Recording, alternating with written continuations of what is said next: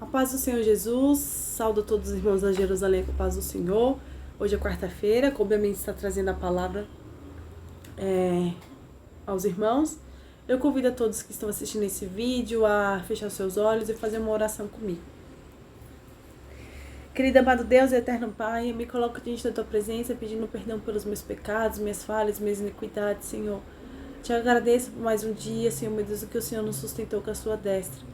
Abençoe e capacita cada ouvinte, Senhor, meu Deus, para que não venha ser eu, Marília, mas o Teu Espírito falando aquilo que queres, meu Pai.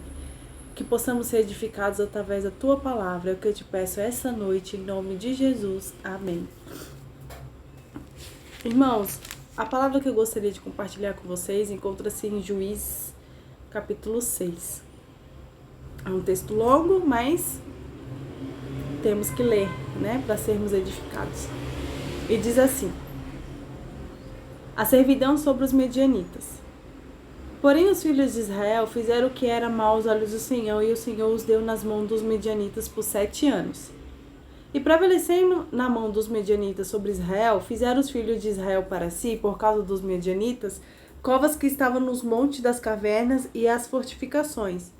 Porque sucedia que, semeando Israel, os medianitas, os amalequitas e também os do Oriente contra ele subiam. E punham-se contra ele em campo e destruíram os seus frutos da terra, até que chegarem em Gaza. E não deixavam mantimento em Israel, nem ovelhas, nem bois, nem jumentos. Porque subia com seus gados e tendas, vinha um gafanhoto em grande multidão que não se podia conter. Nem a eles nem aos seus camelos entravam na terra para destruir. Assim Israel empobreceu muito pela presença dos medianitas.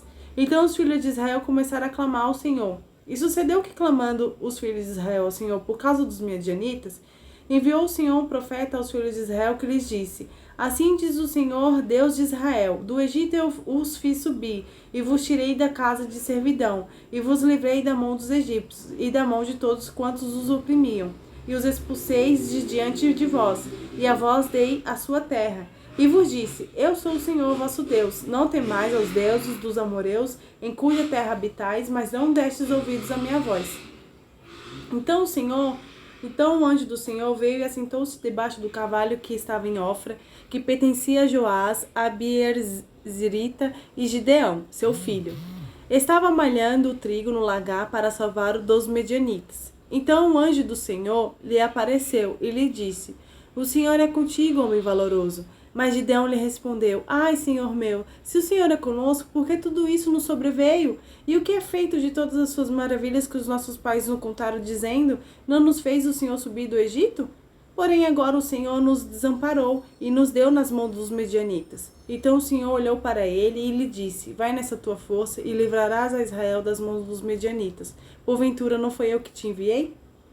E lhe disse: ai, Senhor meu, com que livrarei a Israel? Eis que a minha família é a família mais pobre em Manassés, e eu o menor da casa de meu pai. E o Senhor lhe disse: porquanto eu hei de ser contigo, tu ferirás os medianitas como se fosse um só homem. E ele lhe disse: se agora tenho achado graça aos teus olhos, dá-me um sinal de que és tu que falas comigo. Roga-te que daqui não te apartes, até que eu volte e traga o meu presente, e ponha perante ti. E disse: esperarei até que voltes. E entrou Gideão e preparou um cabrito e pães ázimos de um efa de farinha, e a carne pôs em um cesto do caldo. Pôs numa panela e trouxe-lhe debaixo do carvalho e lhe ofereceu. Porém o anjo de Deus lhe disse: toma a carne e os pães ázimos e põe-no sobre a panela, sobre a penha, e derrame-lhe no caldo, e assim o fez. O anjo do Senhor estendeu a ponta do cajado que estava na sua mão e tocou a carne e os pães ázimos. Então subiu o fogo da penha, e consumiu a carne e os pães ázimos, que o Senhor lhe desapareceu dos seus olhos. Então viu Gideão que era o anjo do Senhor, e lhe disse: ah, Senhor Deus, pois viu o anjo do Senhor face a face. Porém o Senhor lhe disse: paz seja contigo, não temas e não morrerás. Então Gideão edificou ali um altar, que lhe chamou o Senhor é paz, e ainda até o dia de hoje está em Ofra dos Abierzeritas. E aconteceu naquela mesma noite que o Senhor lhes disse: toma o boi que pertence a teu pai, a saber, o segundo boi de 7 anos, e derruba o altar de Baal, que é de teu pai, e corta o bosque que está ao pé dele, e edifica ao Senhor teu Deus um altar no cume desse lugar forte. num lugar conveniente, toma um segundo boi e oferecerás em holocausto com lenha que cortarás do bosque. Então Gideão tomou 10 homens dentre os seus servos e fez como o Senhor lhe dissera. E sucedeu que, temendo ele a casa de seu pai e seus homens daquela cidade, não fez de dia, mas de noite, porque ele tinha medo. Que era seu pai que estava edificando um altar a um deus pagão.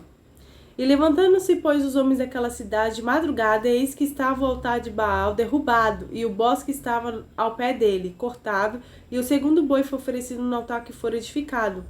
E uns diziam aos outros: quem fez essas coisas? E que, esquadrinhando inquirindo, disseram: Gideão, filho de Joás, fez isso. Então os homens daquela cidade disseram a Joás: tira para fora o teu filho, manda para fora o seu filho, né? Tira de casa para que morra, pois derribou o altar de Baal e cortou o bosque que estava ao pé dele. Porém Joás, pai de Gideão, disse a todos os que se puseram contra ele: contendereis vós a Baal? Livrá-lo-eis vós? Qualquer que por ele contei a minha, esta manhã será morto. Se ele é Deus por si mesmo, contenda, pois derrubar o seu altar. Ou seja, o que ele quis dizer era que se ele fosse Deus mesmo, o próprio Deus iria se defender. Por isso, naquele dia, eles chamaram Jerubaal, né? Gideão passou a se chamar Jerubaal, porque ele derrubou o altar contra Baal e se chamando assim Jerubaal. E todos os medianitas e amalequitas, os filhos do Oriente, se juntaram e passaram e acamparam no vale de Jizreel. Então o Espírito do Senhor revestiu a Gideão, o qual tocou a buzina, e os abiezeritas se juntaram após ele. E enviou mensageiros por toda a tribo de Manassés, que também se ajuntou após ele. Também enviou mensageiros a Azer e a Zebulon e a Naftali, que saíram-lhe ao encontro. E disse Gideão: se há de livrar Israel por minha mão, como se disseste, eis que porém um velo de lã na eira, e se o orvalho estiver somente no velo e toda a terra ficar seca, então conhecereis que hás de livrar Israel por minha mão, como disseste. E assim sucedeu, porque no outro dia se levantou de madrugada, apertou o velo do orvalho que espremeu do velo e encheu uma taça de água. E disse Gideão a Deus: não se acenda contra mim a tua ira. Se ainda falar só dessa vez, rogo-te que só o velho fique seco, e em toda a terra haja orvalho. E assim Deus fez naquela noite, pois só o velo ficou seco, e sobre toda a terra havia orvalho. Amém. Então, o capítulo de Juízes 6, 7 e 8, nós vamos encontrar a história de Gideão, né? Gideão, em Hebreus 11, ele é mencionado como um dos heróis da fé. Teve outros que foram dito pelo autor do livro de Hebreus sobre os heróis da fé. Então, como a gente pode estar lendo aqui,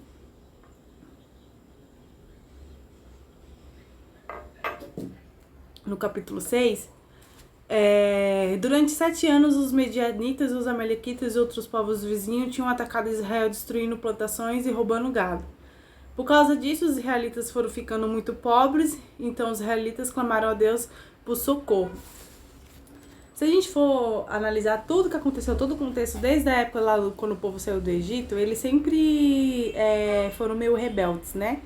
Então, o que aconteceu? O povo de Israel, eles começaram a criar outros deuses para si, eles começaram a ser pagãos, eles começaram a não dar tanta importância, a palavra fala que eles faziam aquilo que era correto aos seus olhos, e não aquilo que era correto aos olhos do Senhor.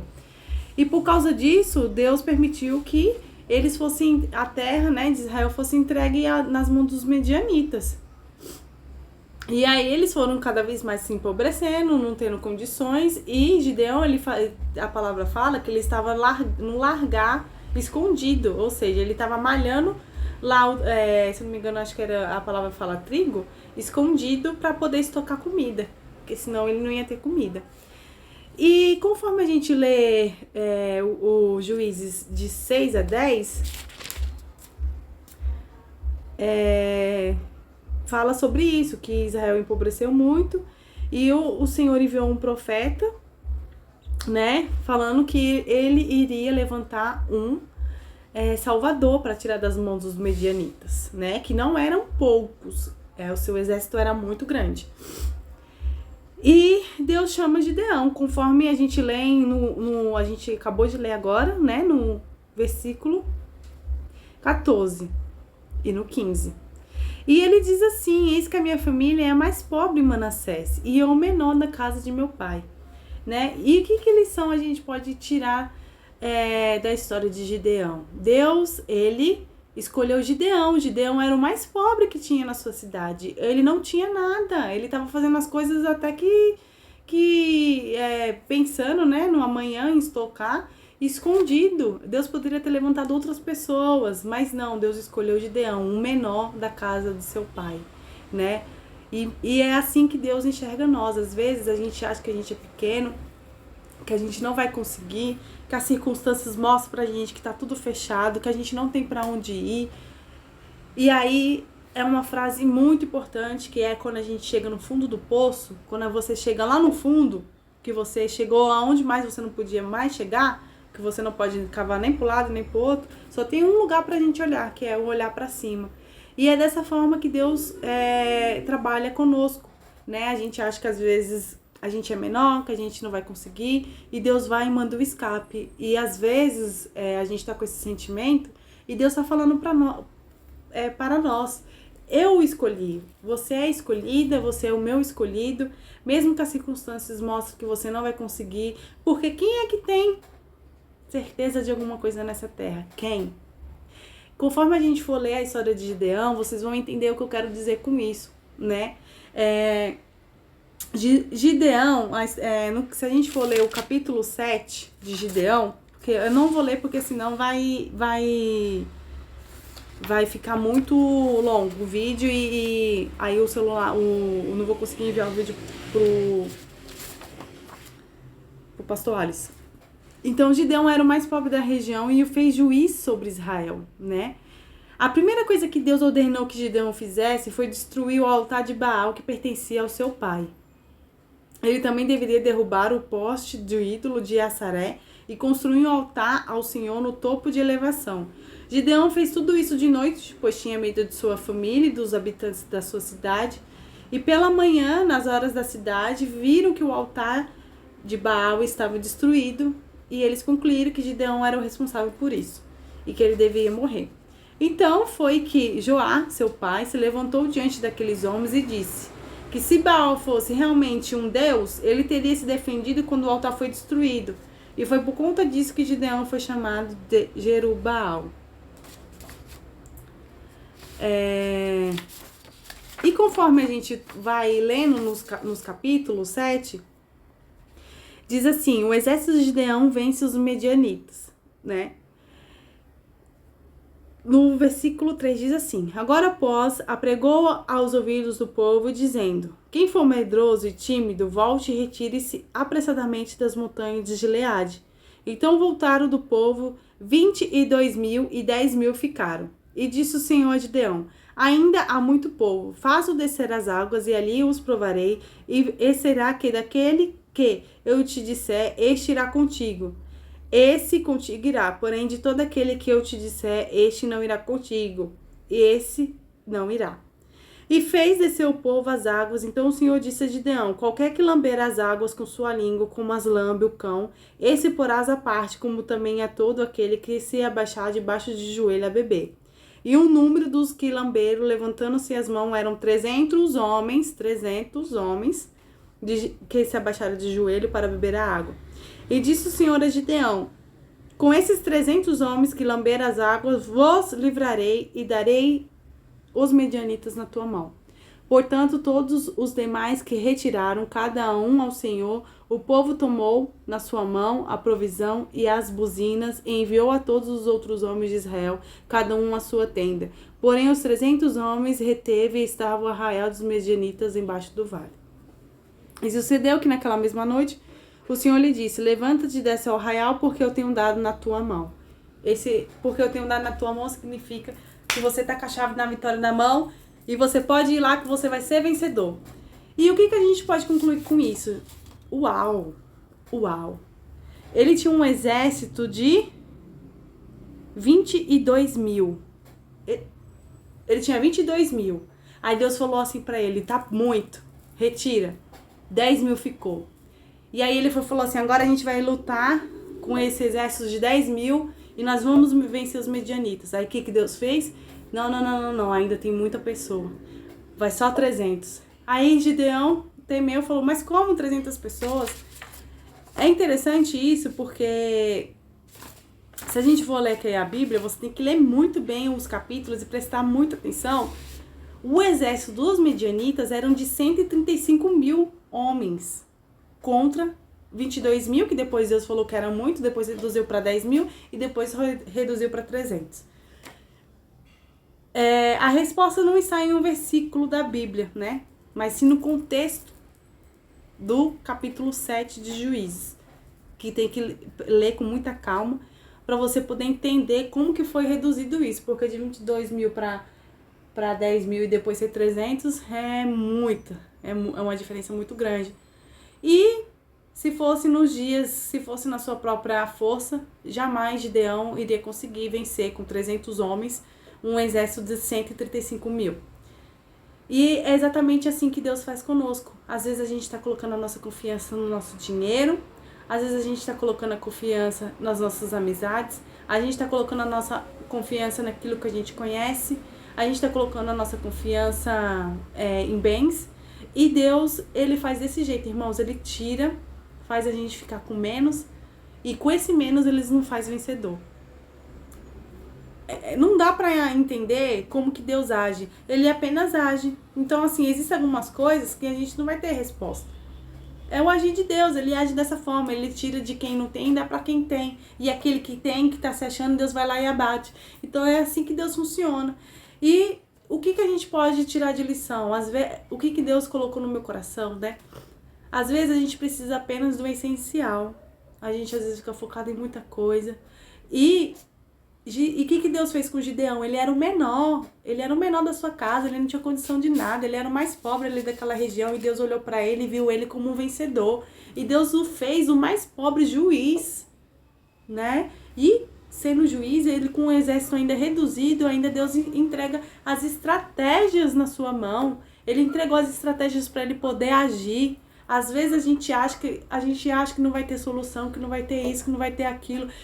Irmãos, Deus ele pode fazer do dia para a noite a coisa mudar, a roda girar, a montanha-russa descer, a montanha-russa subir, e assim é a nossa vida. A gente tem que crer. Enquanto ainda houver 1% de chance, nós temos que ter a nossa fé em Cristo. Eu não sei da onde vai vir, eu não sei como acontecer, mas lá dentro do meu coração tem uma chama que queima, que diz que vai dar certo, vai acontecer. E isso é para tudo em nossa vida, para tudo. Então, se você tem o seu sonho, se você batalhe, ore, lute, seja em qual for a sua área, na área espiritual, na área emocional, na área física, na área saúde física, e que possamos aprender com Gideão. Lógico, como todo ser humano, né? Gideão fez tudo isso, assim como os outros servos do Senhor, conforme a gente for ler a Bíblia, a gente vai ver que mais pra frente as coisas, né? As coisas sempre se entortam, né? Mas porque é ser humano, a gente tá aqui nessa terra cheia de defeitos, falhas, e a gente tem que olhar para essas lições, para essas histórias que são verídicas, como aprendizado e levar para nossa vida cristã. Amém? Estejam todos com a paz do Senhor, tenham uma boa noite. Que o grande amor do nosso Deus e Pai, que a graça salvadora do nosso Senhor Jesus Cristo e que as ricas e preciosas consolações do Espírito Santo de Deus seja com cada um de vós, hoje e para sempre. Fiquem na paz do Senhor Jesus.